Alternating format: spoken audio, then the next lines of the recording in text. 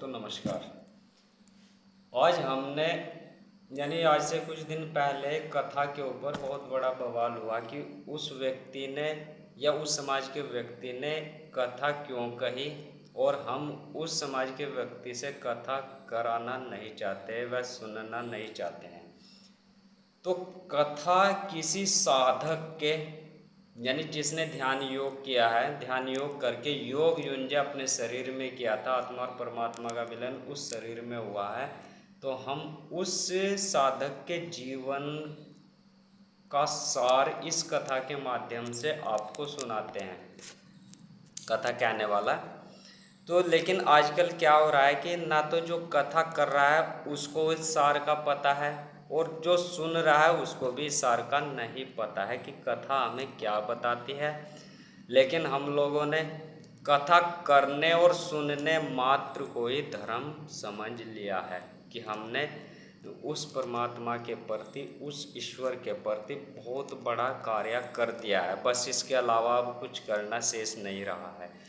हमने सही से कथा पढ़ी ही नहीं है या सुनी ही नहीं है। यदि सुनी और पढ़ी होती तो आज यह दुख नहीं हुआ होता। कथा का अभिप्राय है कि धर्म के मार्ग पर कैसे चला जाए। जो हम कथा कह रहे हैं तो एक साधक के जीवन काल का पूरा निचोड़ निष्कर्ष उस कथा के माध्यम से बताया जाता है कि कैसे उन्होंने अपने जीवन में क्या क्या परिस्थिति और किन सद्गुणों को अपनाया था, और कैसे उन्होंने क्या किया था कि वहाँ पर योग युंजा या आत्मा और परमात्मा का मिलन हुआ था।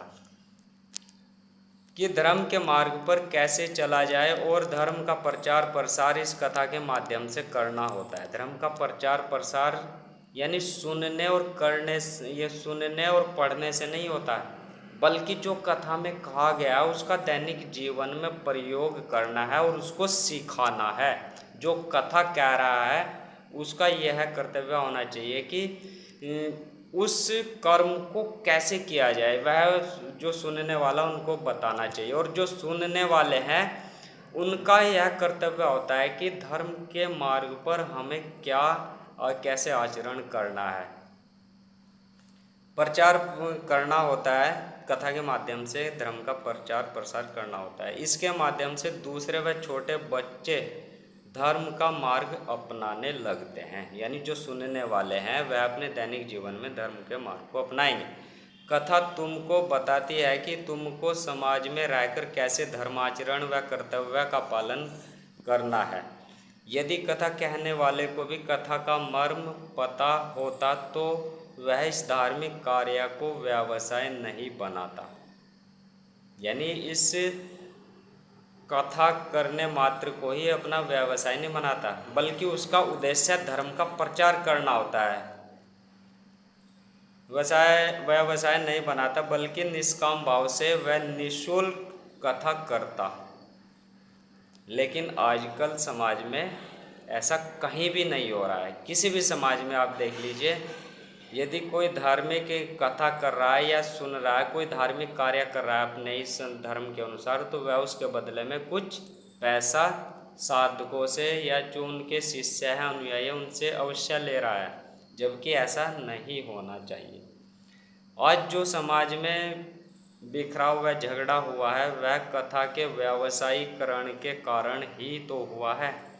एक समाज ने कथा कहने को अपना व्यवसाय बनाया हुआ था, एकाधिकार जमाया हुआ था कि हम कथा कहेंगे और अपनी आजीविका इस कथा के माध्यम से चलाएंगे। लेकिन अब इस व्यवसाय को अन्य समाज के लोग भी करने लगे हैं, तो दूसरे समाज को दुख तो होगा ही। पहले वाला समाज जिसने अपना व्यवसाय बनाया उसको अब कष्ट तो होगा ही, क्योंकि उसका व्यवसाय छिन रहा है।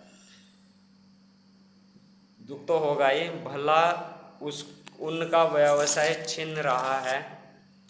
दूसरी बात, कथा सुनने वाले की भी समझ में नहीं आया है कि कथा का मर्म व संदेश क्या है।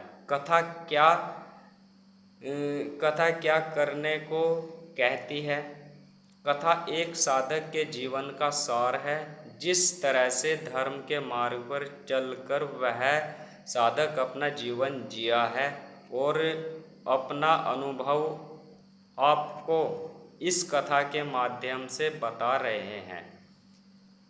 यानी एक साधक के जीवन का अनुभव कथा करने वाला इस कथा के माध्यम से कह रहा है या आपको बता रहा है कि आपको भी अपने दैनिक जीवन में ऐसे अच्छे और सद्गुणों से युक्त कार्य करने हैं, धर्माचरण करना है, कि आपको भी अपने जीवन में अच्छे ईमानदारीपूर्ण सद्गुणों से युक्त आचरण करना है और मन को एकाग्र करने वाली विधि ध्यान योग को करना है।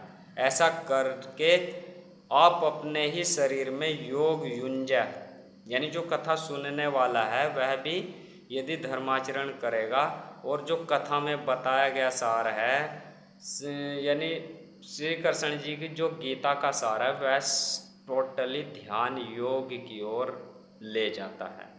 यदि सुनने वाला और करने वाला ध्यान योग कर लेता है तो आज यह बिखराव और टकराव समाज में नहीं होता।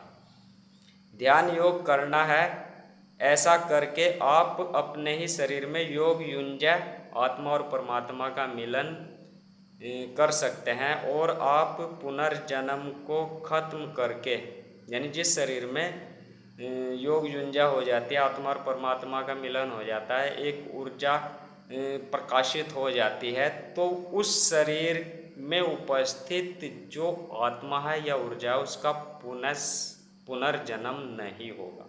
और जब पुनर्जन्म नहीं होगा तो वह मोक्ष का अधिकारी हो जाता है।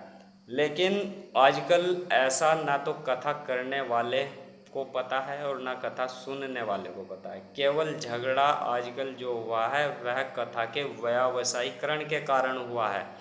लेकिन कथा करने और कथा सुनने का अर्थ होता है कि हमें अपने आचरण को कैसे धर्मानुकूल बनाया जाए।